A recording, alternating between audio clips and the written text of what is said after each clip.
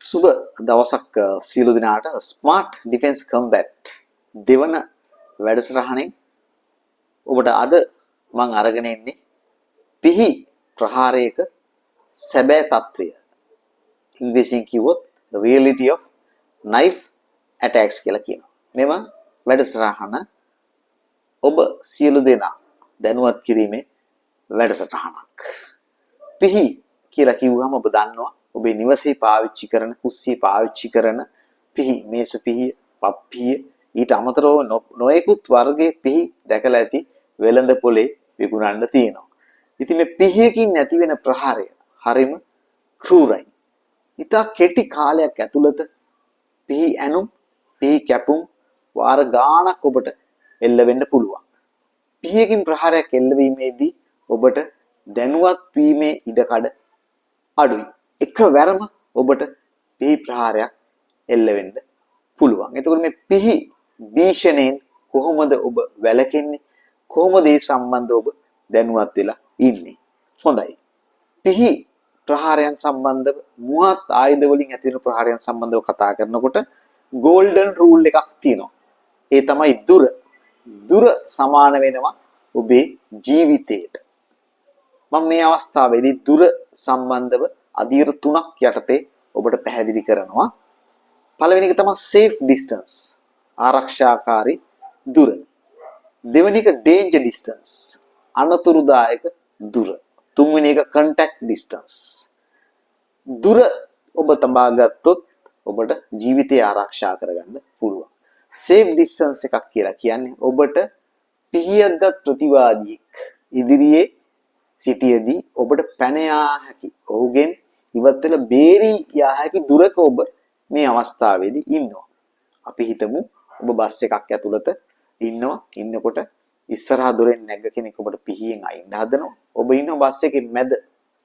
උදාහරණයක් මම කියන්නේ. එතකොට ඔබට යම් දුරක් තියෙනවා යම් වෙලාවක් තියෙනවා බහැලා යන්න. නිවසේ දොරකඩ ඉඳගෙන කෙනෙක් පිහියෙන් අයින්න වෙනවා. ඔබගේ ඇතුලේ මැද යම් ස්ථානයක ඉන්නවා. අපි හිතමු සාලේ කියලා ඔබට පිටිපස් දොරෙන් යන්න පුළුවන්. ඉතින් මේ හින්දා මෙම අපි කියනවා safe distance කියලා මේකට. මේ අවස්ථාවේදී ඔබට තුවාල සිදුවීම් වෙන්න ගොඩක් ඉඩකඩ අඩුයි. ඔබට එතනින් බේරලා පැනලා යන්න පුළුවන්.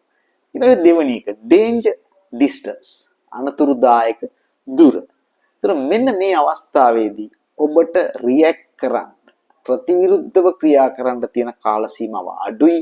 ඔබට තුවාල සිද්ධ වෙන්න පුළුවන් සමහර විට. නමුත් ඔබ වටපිටාවේ තියෙන ගෘහ භාණ්ඩ, වාහන මොනවා හරි බැරියර් එකක් විදිහට පාවිච්චි කරලා ඔබට අයින් වෙන්න පුළුවන්. උදාහරණයක් විදිහට ඔබ ඉන්නවා මෝටර් සයිකල් නවත්තලා තියෙන පාක් එක. පිහියක් ගත්ත කෙනෙක් ඔබ හඹාගෙන පස්සෙන් ඇවිල්ලා අයින් දෙනකොට ඔබ අර බයිසිකලයක් පාවිච්චි කරන බැරියර් එකක් විදිහට. ඉතින් ඔබට පුළුවන් ඔබ වටපිටාවේ තියෙන දේක් පාවිච්චි කරලා බේරෙන්න. තුන්වෙනි එක contact distance. මම මේ වෙනකන් කියාගෙන ආවා කිසිම ප්‍රශ්නයක් නැහැ. දුර තමයි golden rule එක කියලා. මෙන්න මේ අවස්ථාවේදී ඔබට ප්‍රශ්නයක් ඇති වෙනවා. contact distance කියන්නේ මේ ඔක්කොගෙම පහු කරගෙන ඇවිල්ලා ඔබ ළඟටම පිහිය ගත්තගෙන ඇවිල්ලා මේ අවස්ථාවේදී ඔබට තර්කයක් නැහැ වෙන. අනිවාර්යෙන් ඔහු සමග සටන් කළ යුතුයි. නිරායුධ කළ යුතුයි ඔහු. ඔහුගේ පිහිය උදුරා ගත යුතුයි. පොර බැදිය යුතුයි. ඔහු බිම හෙළිය යුතුයි. අනිවාර්යෙන් මේ අවස්ථාවේ ඔබට අවශ්‍ය වෙනවා යම් සටන් ක්‍රමයක දැනුම. යම් සටන් ක්‍රමයක කියන්නේ නිරායුධ කිරීම, පිහි නිරායුධ කිරීම මුවහත් අවි නිරායුධ කිරීම සම්බන්ධව දැනුම අවශ්‍ය වෙනවා. disarming technique දැනගෙන ඉන්න ඕනේ. මේ වෙලාවේදී ඔබට තුවාල සිද්ධ වෙන්න පුළුවන්. ඔබට අනිවාර්යෙන් මේ දැනුම තිබිය යුතුයි. ඇත්තටම පිහියකින් අනීමේ විට ඔබට ටෙක්නික් වලට වැඩි වැදගත් වෙනවා කියලා මම කිව්වා. දුර ඒක ඇත්ත. නමුත් මේ අවස්ථාවේදී පස්සේ ඔබට disarming කියන එක වැදගත් වෙනවා. ඒ වගේම ඔබ දැකලා ඇති නොයෙකුත් චිත්‍රපටවල සටන් ජවනිකාවල පිහි બ્લોක් කරනවා, disarm කරනවා.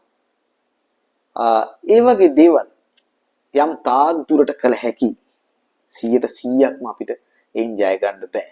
ඒ හින්දා සත්‍ය වෙන්නේ ඇත්තටම පිහියක් ගත්ත කෙනෙක් ඔබ හඹා එනකොට ඔබ අනිවාර්යෙන් සිතීම හොඳින් සිතන්න ඕනේ. අවධානයෙන් ඉන්න ඕනේ. ඔබේ මූවමන්ට් හරි වැදගත් වෙනවා. තැනකින් තැනකට මූව් වෙන විදිය. ඔබ වටපිටාවේ තියෙන දේවල් පාවිච්චි කරන විදිය වැදගත් වෙනවා. වටපිටාවේ තියෙන ආරක්ෂිත ස්ථාන තෝරාගන්න විදිහ වැදගත් වෙනවා. ඉතින් මේ සම්බන්ධව ඔබ අවධානය යොමු කළ යුතුයි. ඇත්තටම පිහියකින් කොහොමද ප්‍රහාර වලට එල්ල වෙන්න පුළුවන්? යම් කෙනෙක් සැඟවිලා ඉඳලා ප්‍රහාරයක් එල්ල කරන්න පුළුවන් සැලසුම් කරලා. ඔහුට බෝ පේන්නේ පිටිපස්සෙන් ඇවිල්ලා එකවර අයින්න පුළුවන්. ඇම්බුෂ් එකක් කියන්නේ. ඒ වගේ දෙයක්. රැකසිට පහර දීම. දෙවෙනි එක කීප වතාවක් ඔබට අනින්න පුළුවන්. ඇනීමක් ඇති කරන්න පුළුවන් කීප වතාවක්. ඒ වගේම තමයි කීප වතාවක් කැපීම් ඇති කරන්න පුළුවන්. කපන්න පුළුවන් පිහිය කීප වතාවක්. ඒ වගේම තමයි යම් ස්ථානයකට ඔබ හේතු කරලා ඔබට තදින් ඒ ප්‍රහාර එල්ල කරන්න පුළුවන්. ඉතින් මේ සම්බන්ධව contact distance එකේ ඉන්නේ ඔබ කළ යුතු දේවල් සම්බන්ධව මම ඔබට මේ වෙනම වැඩසටහනක් අරගෙන ඉනවා. ප්‍රායෝගිකව ඔබට පෙන්වනවා කොහොමද පිහියක් ගත්ත කෙනෙක් ඒ පිහිය ඇල්ලීමෙන් ඔබ කියන්නේ මොන පැත්තෙන් අනේද? කොහොමද අපි ඔහුගේ ප්‍රහාරය වළක්වන්නේ? කොහොමද ඔහු බිම හෙලන්නේ? කොහොමද බේරෙන්නේ කියන එක සම්බන්ධව. ඉතින් ඒ සඳහා අවශ්‍යයි ඔබට සටන් ක්‍රම සම්බන්ධව දැනුම. නමුත් මේ කතා කරගෙන ආපු දැනුම සඳහා මේ අවබෝධය හොඳටම ඇති සටන් ක්‍රම නොදන්න කෙනෙකුට පවා සාමාන්‍ය තමන්ගේ ජීවිතය බේර ගන්න. හරි. එතකොට ඊළඟට අපි මේ පිහියක් ගත්ත කෙනා ඔබ ඉදිරියේ ඉන්නකොට ඔබ සිටිය යුතු දේවල් තව කීපයක් තියෙනවා. උදාහරණයක් විදිහට ඔහුගේ මනස කොහොමද? ඇල්කොහොල් ගත්ත කෙනෙක් හොඳට වෙරි වෙලා ඔබ ඉදිරියට එනවා පිහියක් අරගෙන. ඔබට හිතා ගන්න පුළුවන් ඔබ කළ යුත්තේ මොකද්ද කියන එක. ඔබේ තරහකාරයි. වෛරයක් පරිමහන් එනවා පිහියක් අරගෙන. ඔබ හිතන්න ඕනේ දැන් කොහොමද මම මොකට මුණ දෙන්න ඕනේ කියන මේ සම්බන්ධව ඔහුගේ මානසික තත්ත්ව සම්බන්ධවත් ඔබ දැනගෙන ඉන්න ඕනේ. ඒ වගේම තමයි ඔබේ වටපිටාවේ තියෙන මම අර ඉස්සෙල්ලා කිව්වා වගේ ගෘහ භාණ්ඩයක් වෙන්න පුළුවන්. ඒක බැරියරයක් විදිහට පාවිච්චි කරනක ඔබ ඇඳගෙන ඉන්න ඇඳුම් වලින් ඔබට ආවරණයක් ලබා ගන්න පුළුවන්. ඔබේ අතේ තියෙන මෙවලම් වලින් බෑග් එකක් වෙන්න පුළුවන්. ඔබ අතේ තියෙන පොතක් පතක් වෙන්න පුළුවන්. ඒකෙන් ඔබට මේ සඳහා යම්කිසි බේරීමට අවශ්‍ය දෙයක් කරගන්න පුළුවන්. ඉතින් ඔබ හොඳට මතක තියාගන්න. පිහියක් ගත්ත කෙනෙක් එක්ක ඔබ සටන් කිරීමට වඩා වැදගත් වෙන්නේ ස්ථානගත වීමයි. ෆයිට් එකකට වැඩිය පොසිෂන් වීම තමයි වැදගත් වෙන්නේ. හොඳයි. මම හිතනවා ඔබ සියලු දෙනාට reality of knife attack කියන එක සම්බන්ධව පිහි ප්‍රහාරයක සැබෑ තත්වයේ කියන එක සම්බන්ධව යම් අවබෝධයක් න්‍යායාත්මකව ලැබෙන්න ඇති. අපි ඔබට මේ සියලු දේවල් සම්බන්ධව ප්‍රායෝගිකව පෙන්නලා ඔබව දැනුවත් කරනවා. හොඳයි බොහොමත් ස්තුතියි. අපි ඊළඟ වැඩසටහනින් හමු වෙනතුරු